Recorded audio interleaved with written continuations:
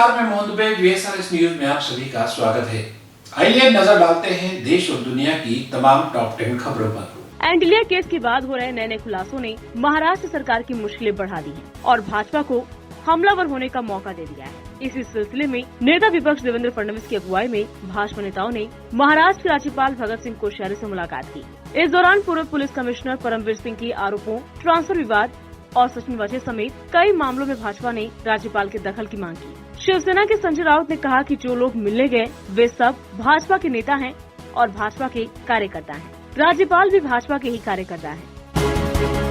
पश्चिम बंगाल के चुनावी घमासान में प्रधानमंत्री नरेंद्र मोदी ने पूर्वी मिदनापुर की कांठी में रैली की। इस दौरान उन्होंने बंगाल के सीएम ममता बनर्जी और टीएमसी पर जमकर निशाना साधा। मोदी ने कहा कि दीदी के पाप का घड़ा भर चुका है और टीएमसी को सजा देने के लिए महिलाएं घरों से बाहर निकल चुकी हैं। मोदी ने कहा कि केंद्र से जनता के लिए आया 3 साल का पैसा ममता दीदी ने रोका, लेकिन भाजपा की सरकार बनी तो हम इस पैसे को देंगे।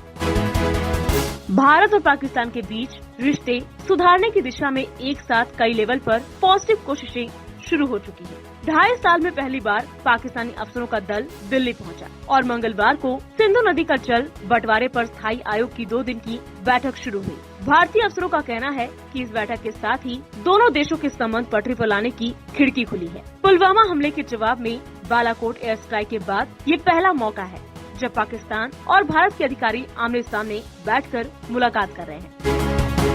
छत्तीसगढ़ के नारायणपुर जिले में मंगलवार को नक्सलियों ने डीआरजी जवानों से भरी बस में ब्लास्ट कर दिया।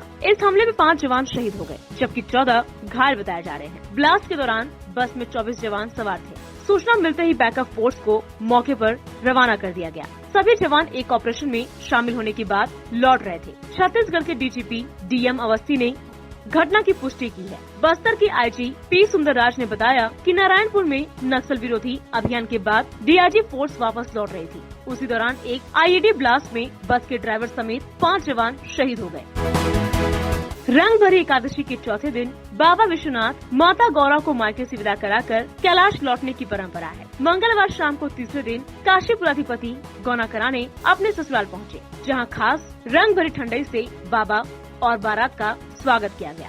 बाबा को राजसी वेशभूषा और माँ गौरी हाथों में कढ़ाई की हुई परिधान पहनेंगी। बाबा विश्वनाथ व माता पार्वती की गोद में प्रथम पूज्य गणेश की रजत प्रतिमाओं को एक साथ सिंहासन पर विराजमान कराया गया। पूजन आरती कर भोग लगाया गया। महिलाओं और नगर के कलाकारों ने मंगल कामनाओं से परिपूर्ण पारंपरिक गीत, लोक नृत्य से ससुराल पहुँचे काशीपुराधिपति का स्वागत हुआ।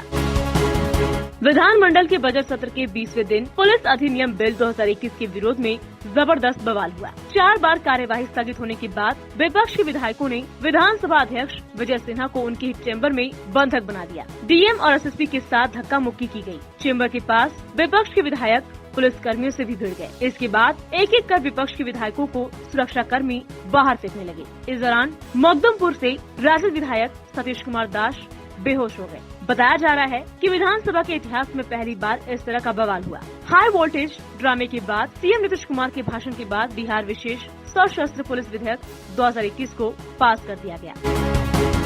आरजेडी की विधानसभा मार्च, पुलिस पर पथराव और उग्र प्रदर्शन के मामले में कुल 2 एफआईआर दर्ज की है। इनमें से एक एफआईआर कोतवाली में तो दूसरी एफआईआर गांधी मैदान थाना में दर्ज कराई गई है। इनके ऊपर सरकारी संपत्ति को नुकसान पहुंचाने का भी धारा लगाया गया है। मजिस्ट्रेट के बयान पर इस एफआईआर में प्रतिपक्ष के नेता तेजस्वी यादव, विधायक तेज प्रताप यादव, आरजेडी के प्रदेश अध्यक्ष जगत आनंद सिंह, राष्ट्रीय उपाध्यक्ष श्याम रजक, निराला यादव, पूर्व मंत्री अब्दुल बारी सिद्दीकी, विधायक रीतलाल यादव, निर्भय अम्बेडकर, आजाद गांधी, मेहताब आलम, प्रेम गुप्ता, भाई अरुण, पूर्व विधायक राजेंद्र यादव, पूर्व मंत्री रमई राम, पूर्व विधायक शक्ति यादव, युवा राजद के प्रदेश अध्यक्ष कारी सुहैब, पूर्व केंद्रीय मंत्री कांति सिंह, अर्चना यादव समेत 3000 से 3500 कार्यकर्ताओं के खिलाफ दर्ज कराई गई है। पटना में डाक बंगला चौराहे के पास विधानसभा मार्च के दौरान सड़क पर आरजेडी कार्यकर्ताओं की गुंडई दिखी थी। तेजस्वी तेज प्रताप के नेतृत्व में ये मार्च निकाला गया था। बिहार विधानसभा में जमकर हंगामा हुआ। सुरक्षा बलों और विधायकों के बीच जमकर झड़प हो गई। विधानसभा की ऐसी तस्वीरें सामने आने के बाद विपक्षी दल एक सुर में इसकी निंदा कर रहे हैं। सपा अध्यक्ष अखिलेश यादव ने भी इसकी घोर निंदा की है। अखिलेश यादव ने ट्वीट कर कहा, बिहार विधानसभा में सशस्त्र बलों द्वारा विधायकों पर हमला आपराधिक कृत्य है। सड़क पर बेरोजगार युवाओं पर भी जो हमले हुए वे दिखाते हैं कि सत्ता मिलने के बाद भाजपाई सरकारें जनता को क्या समझती हैं। बिहार में लोकतंत्र पर कातिलाना हमला हुआ है। कोरोना की दूसरी लहर के कहर के चलते होली के रंग में भी भंग पड़ता दिखाई दे रहा है। समाज का पर्व कहे जाने वाले होली को भी इस बार समूह में मनाने से बचना होगा। दिल्ली, मुंबई, उत्तर प्रदेश समेत कई राज्यों और शहरों में प्रशासन ने होली को लेकर गाइडलाइंस जारी कर दी है।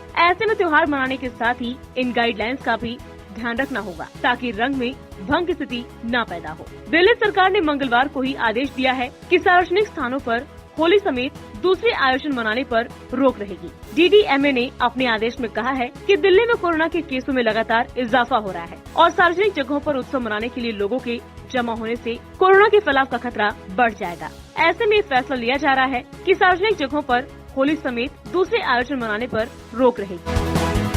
देश में कोरोना वायरस के मामले लगातार बढ़ते जा रहे हैं। ऐसे में इसका असर हरिद्वार कुंभ पर भी नजर आने लगा है। उत्तराखंड हाई कोर्ट ने निर्देश दिया है कि कुंभ में आने वाले सभी लोगों को RT-PCR टेस्ट की नेगेटिव रिपोर्ट दिखाना जरूरी है। हाई कोर्ट ने मुख्यमंत्री तीरथ सिंह रावत के उस फैसले की निंदा की है जिसमें उन्होंने बिना कोरोना टेस्ट के लोगों को कुंभ में आने की इजाजत दी थी। उत्तराखंड हाई कोर्ट ने कुंभ मेले को लेकर दायर एक जनहित याचिका की सुनवाई करते हुए निर्देश दिया है कि केंद्र और राज्य सरकार द्वारा जारी गाइडलाइंस का सख्ती से पालन किया जाए।